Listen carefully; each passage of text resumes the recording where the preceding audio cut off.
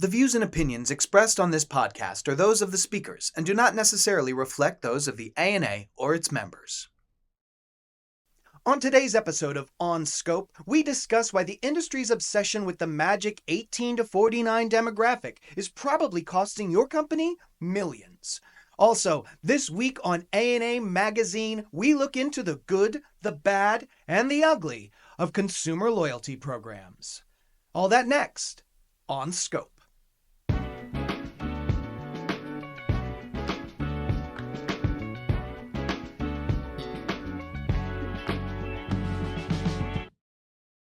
Welcome, one and all, to On Scope, the marketing podcast brought to you by the ANA and powered by Odyssey, a leading audio streaming platform. You can check out all your favorite podcasts, music, and entertainment on the Odyssey app. I am your host, Mike Berberich, and with me, as always, Ryan Dinger, producer of On Scope. Ryan, how you doing, buddy? I'm doing pretty well, Mike. Guess what? What? I've got some exciting news for you. Exciting this news? Week on Scope. Oh my, that's my favorite kind of news. That's right, folks. It is official. On Scope now has an email address. It is live. I've gotten word from the IT team here at the ANA. Best in the biz. On Scope at ana.net is now up and running. We tested it this morning. You can send us an email. Topic ideas. Yeah. Guest ideas. Gotta have them. What you love about the show. Yes. Not what you don't like about the show. I don't want to hear it. Yeah, not interested. You can send that right now.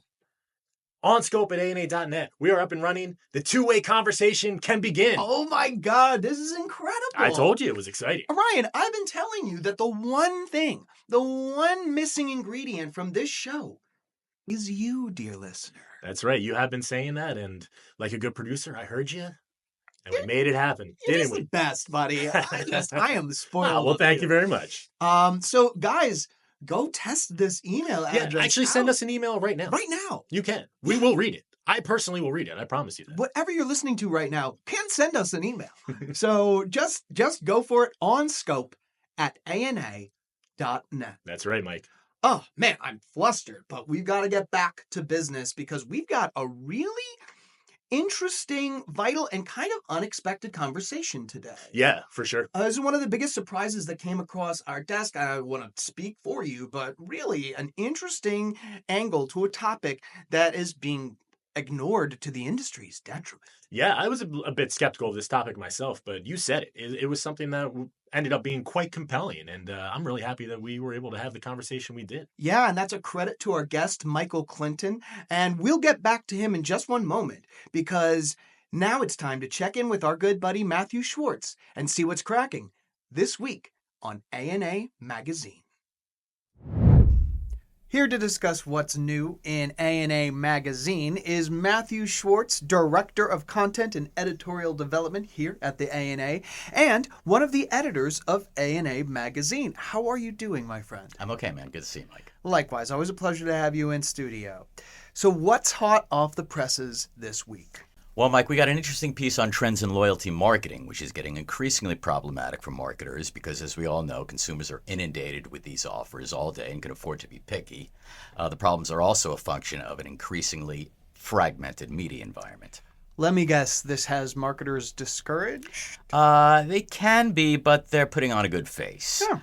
As we reference in the article, about 60% of marketers said they expect loyalty marketing to be more important in their organization in the next year, according to a recently released report by the ANA titled Loyalty Marketing, the Good, the Bad, and the Ugly. Oh, we've got to go one by one. Hit me with the good. Okay, let's start with the good. There are several benefits to loyalty marketing, starting with increased customer lifetime value being the biggest. That was cited by 87% of marketers, and the ability to collect customer data and insights to improve products, services, and the customer experience, cited by 85% of the respondents. I mean, that all sounds wonderful on paper. Let's get to the bad. The bad is also problematic.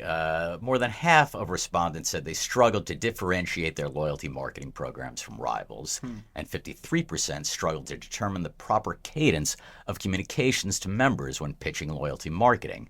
and 39% struggled to measure ROI. No surprise there, with basic items like multi-factor authentication, transactional limits, and identity management needed.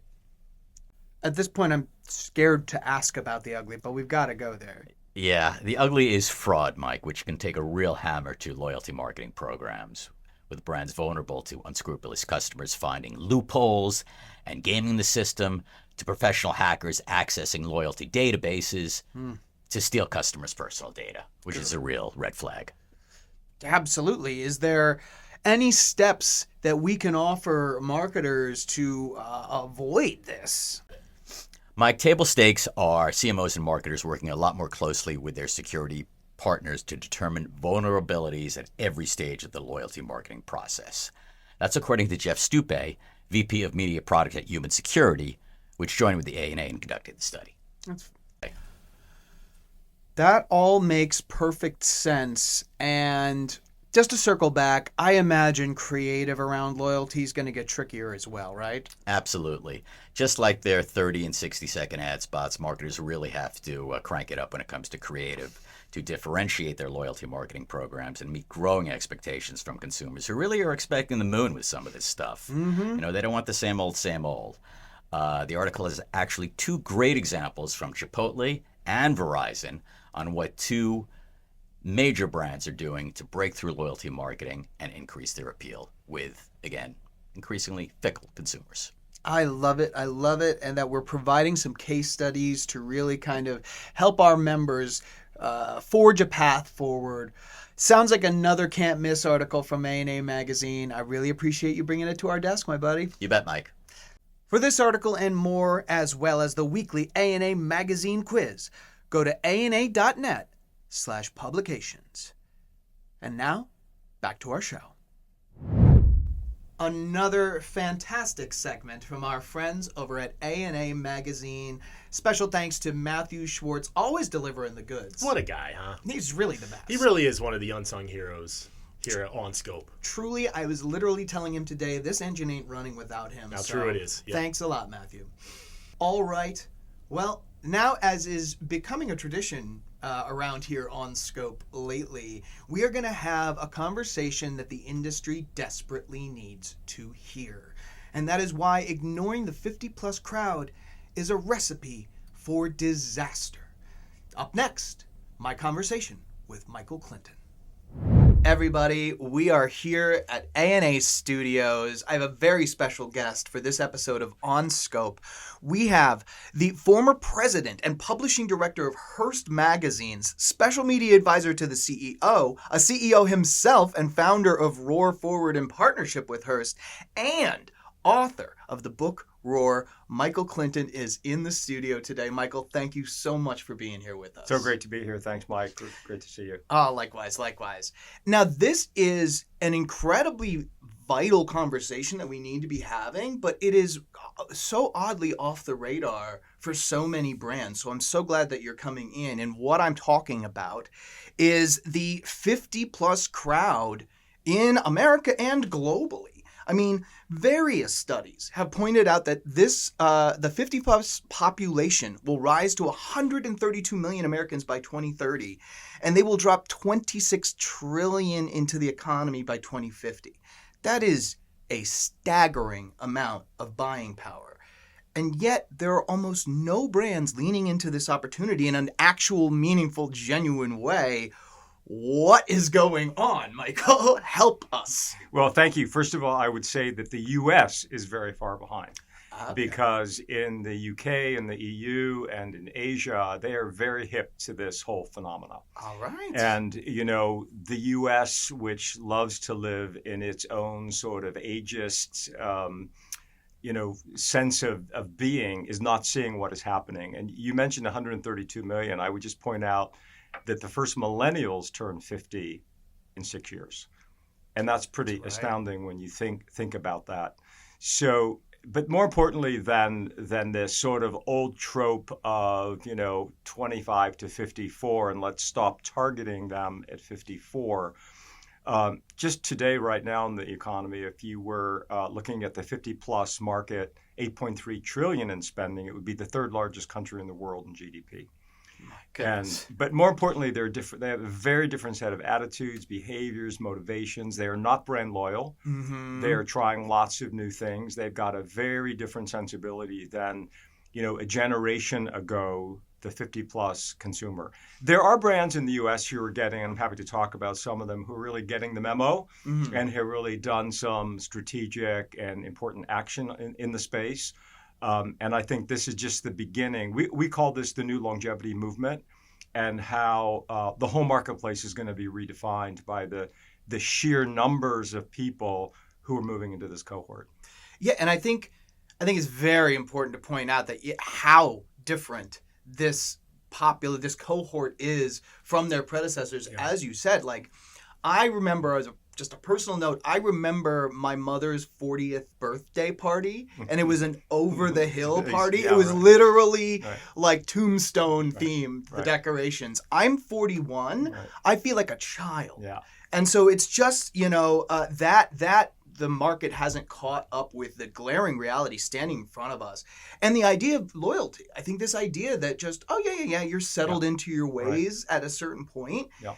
That is just, there's no data to support that whatsoever. Well, on the contrary, I mean, I think some of the issues that Nike's facing, quite frankly, is that they were too focused on 18 to 34 and not speaking to the consumer who brought them to the party, which was really the boomer. And so Hoka has taken over that whole boomer segment and the X segment, if we want to look at demographics. Who's buying Tesla, who's buying Apple Watch, who is really switching out from traditional luxury brands of automotive and, let's say, watches and other categories to try new brands. It's mostly people that are 50 plus. I'm on the Stanford University Center on Longevity, which is really quite an amazing organization. If you're 50 today and you're healthy, there's a very good chance that you'll live to be 90, if not older. So when you think about the second half of life, it takes on a completely different meaning.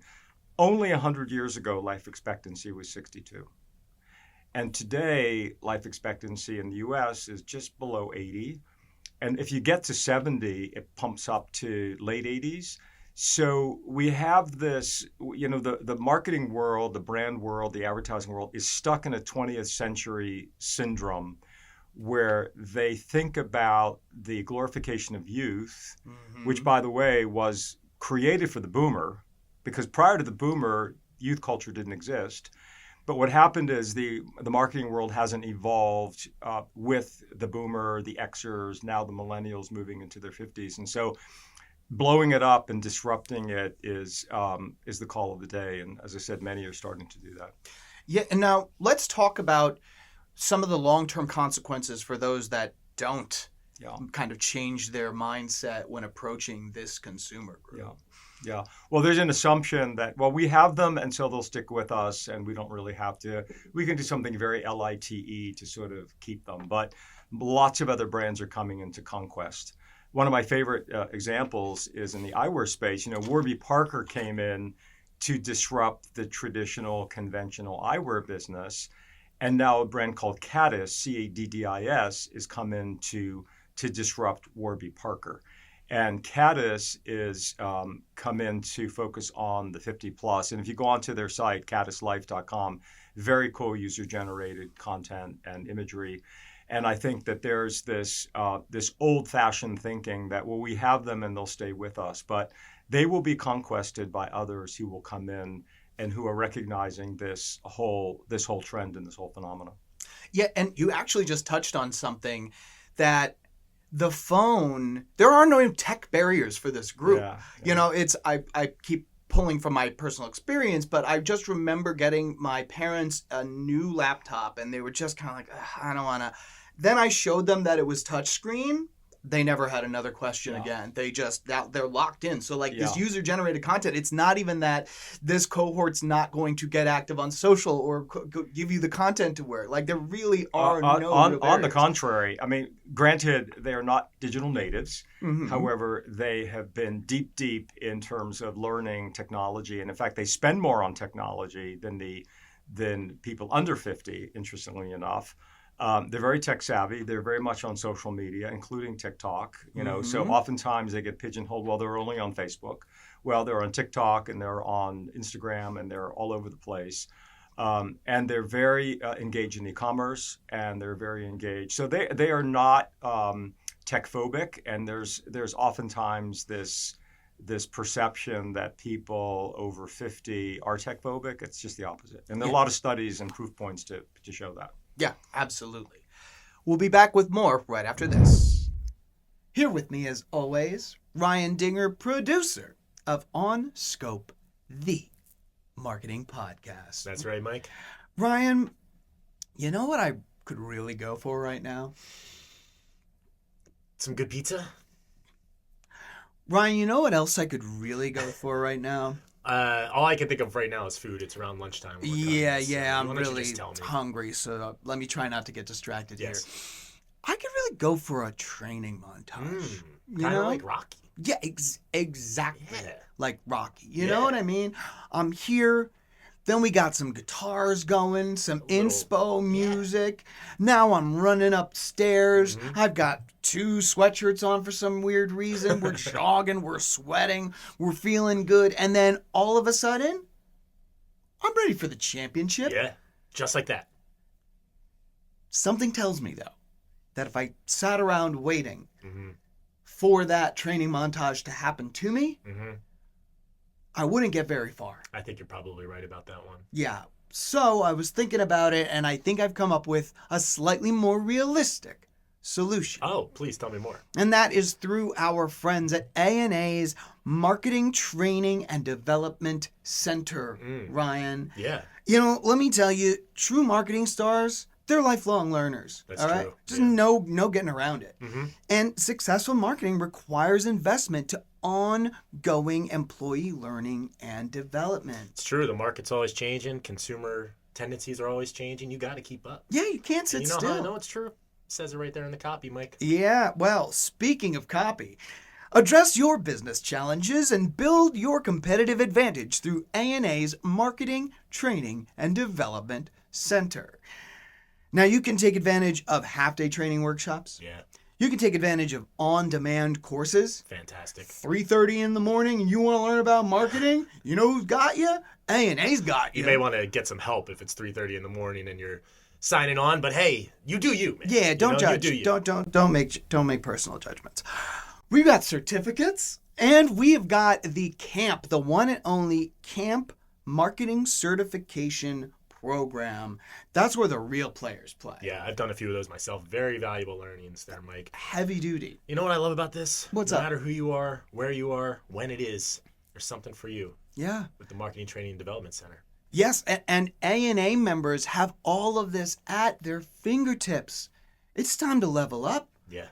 You go ahead, you put on your best workout shorts, and I'll meet you over at ana.net/MTDC.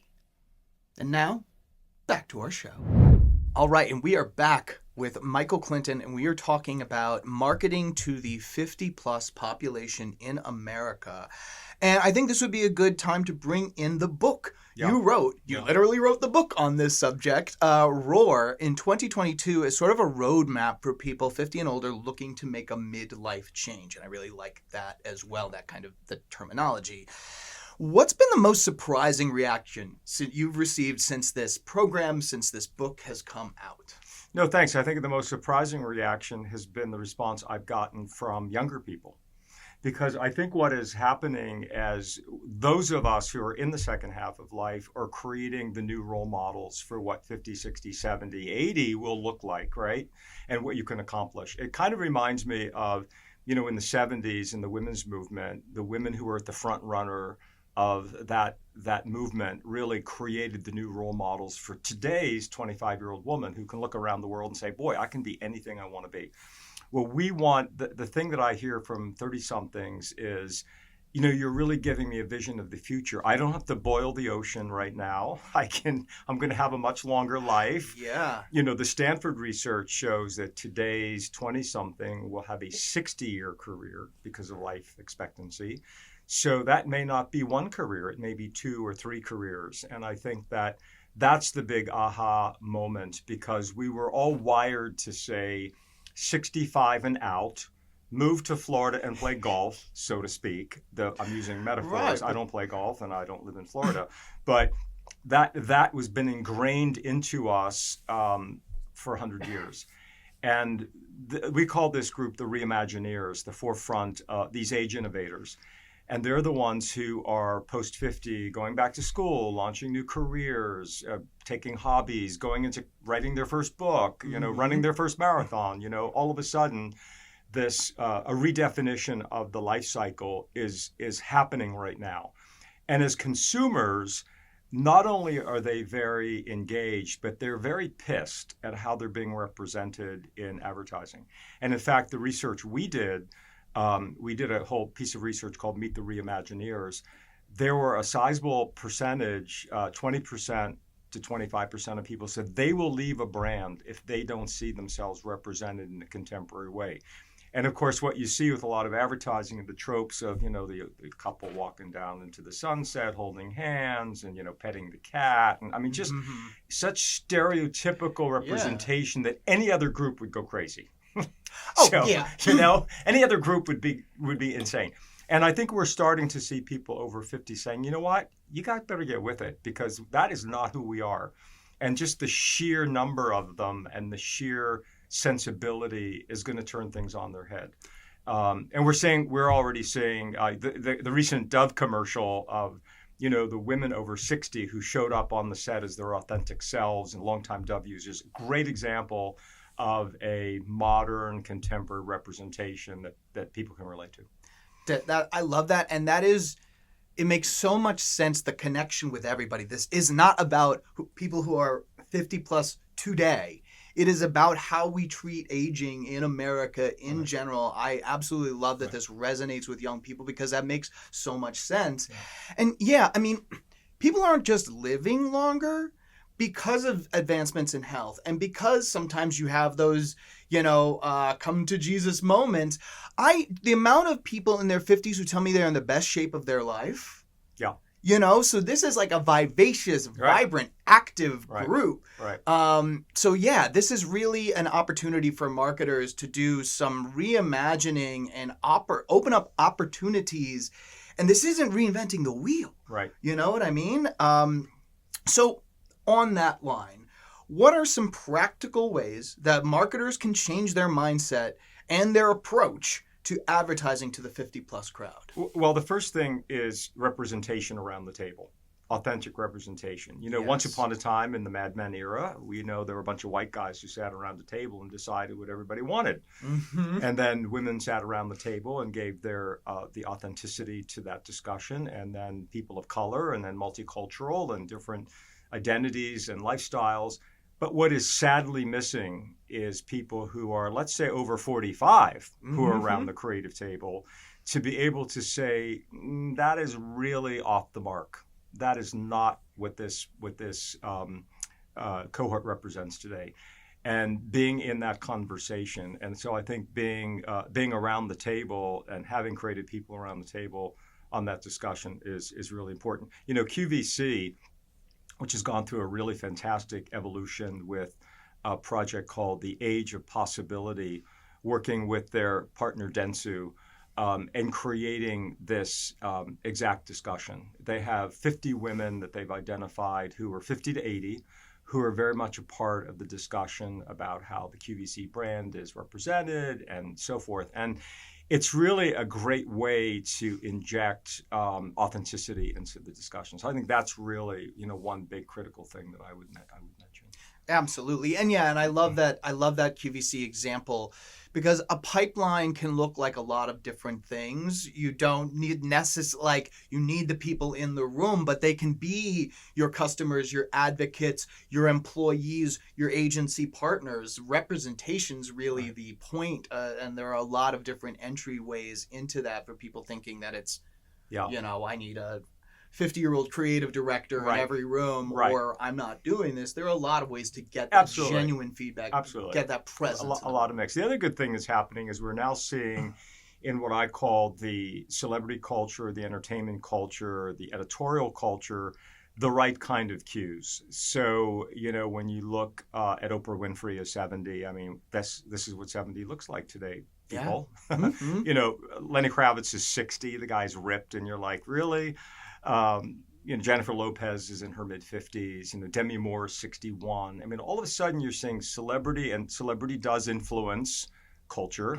You're also seeing it in entertainment in terms of roles. Look at Gene Hack in Smarts Gene Smart in Hacks is a good example. We're also seeing it editorially in the Hearst magazines, for example, with cover people who are over 50 and men and women. And so putting out those messages is an important influence also for the creative and ad community, which tend to be very insular. They tend to speak, to themselves about what is, sort of cool and new and happening. And it is a very insular industry. Start to look outside yourself at what's going on around you in these cultures that I've mentioned, but also in the consumer culture. And you mentioned the people who are doing things in their 50s and 60s. I love telling the story that when I turned 60, I ran a marathon in Antarctica, completing 7 marathons on 7 continents, and everyone's like, "Run that by me again?" I'm like, "Yeah, okay," but I watched the first 100-year-old cross the finish line of the Toronto Marathon. So in my world, I'm the baby at 60 because I'm watching Fauja, cross the finish line at 100, and I'm like, okay, that could be a possibility. So. Look at the world around you in terms of what's happening here. This is a social movement that is global and is shaking up societies and culture.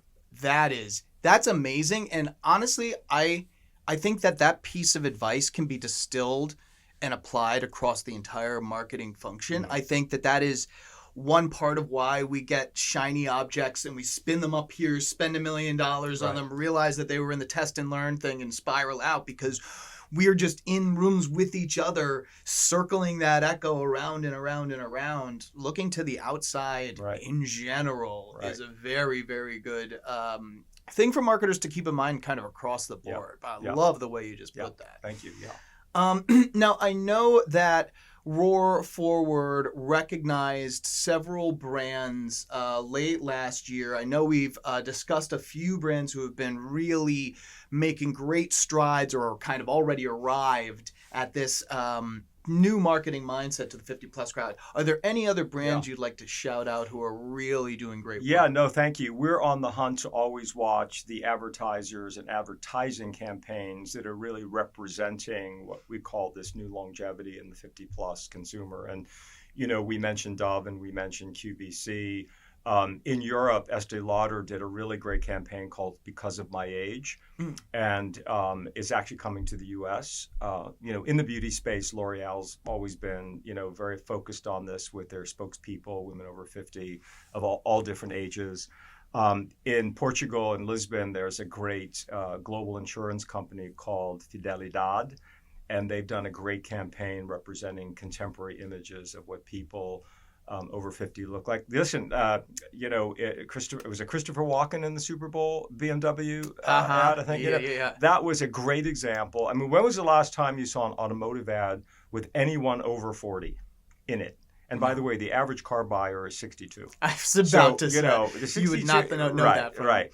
And, the fashion advertising, you see everybody's under 30, and then they go to 80. Meanwhile, everybody in between, the women in between have the money. Yeah. But fashion brands, Burberry is a great example with Olivia Colman they had in their campaign. Balenciaga is a good example. So there are fashion brands that are starting to realize that, this notion that a 50-year-old woman wants to look like a 25-year-old is really an old-fashioned idea. She wants to see other great 50-year-old women. And by the way, same with the guys. They want to see men. One of my big criticisms, I was the publisher of GQ and published Esquire, and one of my big criticisms is that for the guys, in fashion editorial, everybody's under 25. Mm-hmm. And if you're a 45-year-old male and you're like, I'm not going to wear that. Where am I going to get information about what's going to look right for me at 45 or 55 or 65, and I got a lot of money to spend, and I want to be stylish. And so, it's important for brands to be able to capture that sensibility. So we identified 12 campaigns in 2024 that we think really nailed it, and we'll continue to showcase them, bring them to the marketing world and say, you're really missing a dimension. And by the way, we're not saying that this is part of, it's not the whole thing, it's part of. And so we're going to, I was in Spain last summer and I saw this great campaign around Madrid for this footwear company called Hispanatas.